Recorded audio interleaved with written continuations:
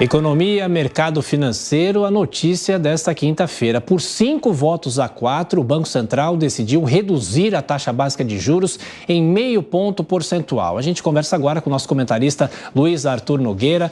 Luiz, para descomplicar, a decisão do Copom foi a mais correta? Aliás, ontem você falava que havia espaço para além do 0,25, não é?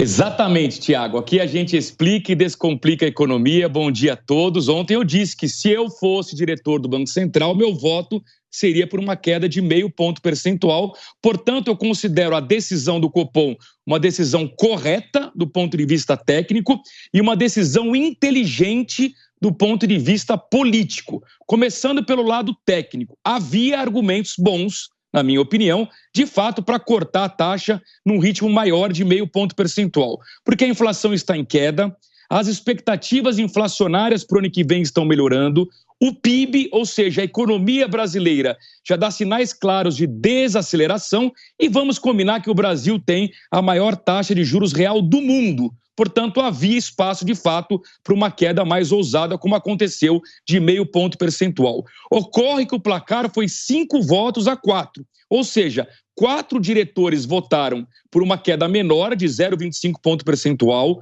outros 4 diretores votaram por essa queda maior de 0,5 ponto percentual, incluindo os 2 novos diretores indicados pelo governo Lula, o Galípolo e o Aquino, e o voto de Minerva, o voto decisivo, foi justamente do presidente do Banco Central, Roberto Campos Neto. Justamente o Campos Neto que vinha sendo muito criticado pelo presidente Lula. Aliás, ontem mesmo, antes da reunião, o presidente Lula disse que esse rapaz, se referindo ao Campos Neto, não entende nada de Brasil. Apesar das críticas, Campos Neto, quem diria, votou com o olhar do governo. Agora, insisto, foi um voto técnico, não foi uma questão política. Então, por que eu digo que houve também inteligência política do Banco Central no caso do Campos Neto? Porque com esse voto, ele reduz muito o argumento que o presidente Lula usava para criticar o presidente do Banco Central. Aliás, agora, se o presidente Lula quiser de fato criticar, ele vai ter que criticar então o Galípolo e o Aquino, que foram indicados por ele, porque os dois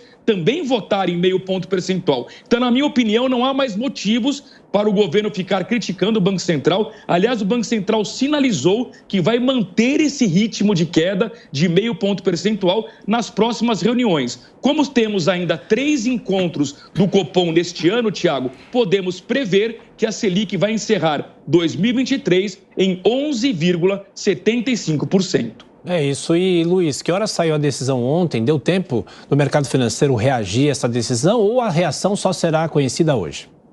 Não deu tempo, Tiago, porque saiu no início da noite, o mercado já tinha fechado. Aliás, o mercado ontem, no mundo inteiro, foi muito influenciado por um outro assunto que não tem nada a ver com a nossa reunião do Copom, que foi aquele rebaixamento da nota de crédito dos Estados Unidos pela agência Fitch. Isso gerou uma turbulência no mundo inteiro, as principais bolsas caíram. Quem nos acompanha por imagem vai ver que também aqui houve contaminação do índice Bovespa, que fechou o dia em baixa de 0,32% aos 120.858 pontos.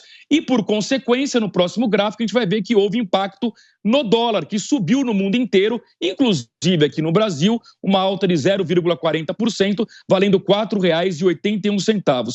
O euro ficou praticamente estável, R$ 5,26, e o Bitcoin caiu 1,77%, valendo 29.169 dólares. Ou seja, Tiago, hoje, quinta-feira, sim, nós vamos poder observar no mercado financeiro qual será a reação do mercado a esse corte de juros de 0,5 ponto percentual.